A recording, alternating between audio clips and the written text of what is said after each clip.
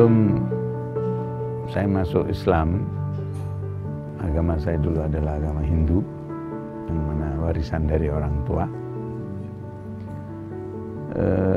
Pada umur 14 tahun, saya sudah mulai bekerja di sebuah toko tekstil di Surabaya sebagai salesman. Dan alhamdulillah tahun 92 saya diberi hidayah sama Allah Subhanahu wa Ta'ala, sehingga saya menjadi seorang muslim, masuk Islam. Tahun 93 saya berangkat haji. Alhamdulillah setelah saya di Mekah dan di Madinah melihat ya hampir semua jamaah, terutama jamaah yang dari Indonesia, belanjaannya luar biasa. Saya kurang mengetahui bahwa mereka mempunyai sebuah tradisi di sini bahwa itu adalah untuk oleh-oleh haji. Jadi di situ saya terpikirkan, kita buka toko pertama di Jalan Inofteng. Itu cikal bakal toko kita pertama.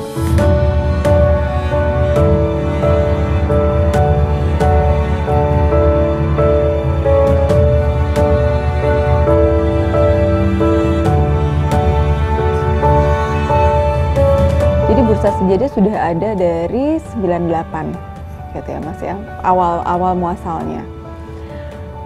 Saya waktu itu, saat itu saya masih SMA, lalu saya kuliah, saya sempat ke Australia, saya kuliah di sana, lalu saya meniti karir di sana. Saya sempat bekerja sebagai seorang profesional di sana, sempat di bidang akuntansi dan teks. Kebanyakannya areanya adalah akuntansi dan teks. Lalu tahun 2008 saya baru kembali lagi ke Indonesia karena diminta oleh Bapak untuk kembali ke sini. Akhirnya saya kembali ke Indonesia dan mulai membantu Bapak untuk Bursa Sejadah ini. Nah, itu menjadi banyak ilmu baru yang saya pelajari, Mas, gitu. Jadi yang saya lihat tahun 93 di Saudi situ, di Mekah dan Madinah, para jamaah itu selain beli oleh-oleh yang lain, mayoritas yang mereka beli adalah sejadah. Saya melihatnya di situ. Awal-awal kita buka toko itu hanya sejadah yang kita taruh di toko, yang artinya kita jual di toko itu hanya sejadah.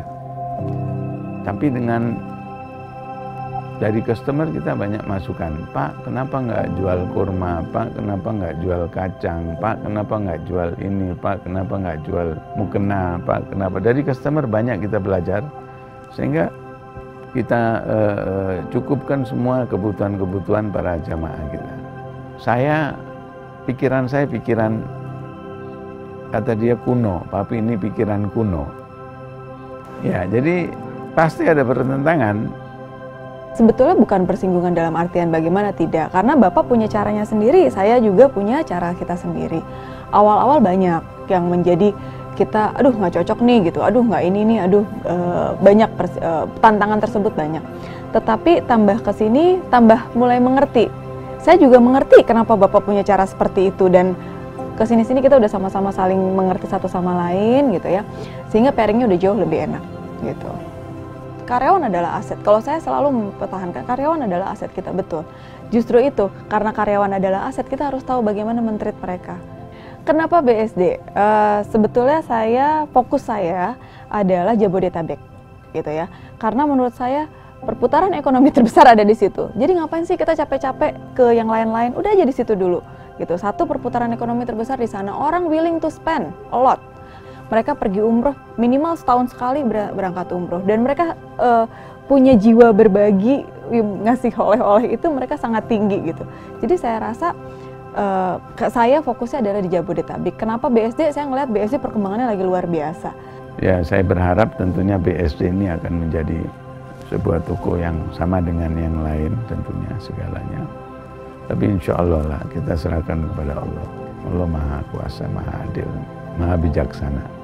Insya Allah mudah-mudahan berhasil, dan mudah-mudahan Hira dan timnya, kita ada tim juga, bisa mereka mempunyai niatan membuka beberapa cabang lagi. Dari saya hanya kita bisa berdoa saja.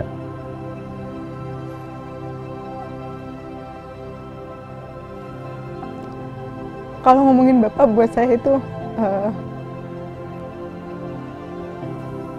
Bapak adalah seorang sosok yang luar biasa.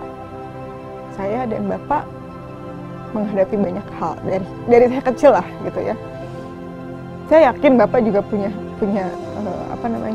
punya emosi yang sama dengan saya gitu, karena kita berdua menghadapi banyak hal dari saya kecil gitu. Saya tahu siapa Bapak dulu. Jadi saat saya melihat Bapak sekarang juga saya luar biasa salut. Saya bangga dengan beliau, saya sangat bangga dengan beliau. Bapak seorang sosok yang luar biasa. Sebagai seorang ayah, maupun sebagai seorang teman, maupun sebagai seorang atasan, beliau luar biasa. Itu yang mungkin bisa saya bilang. Terima kasih, Mas.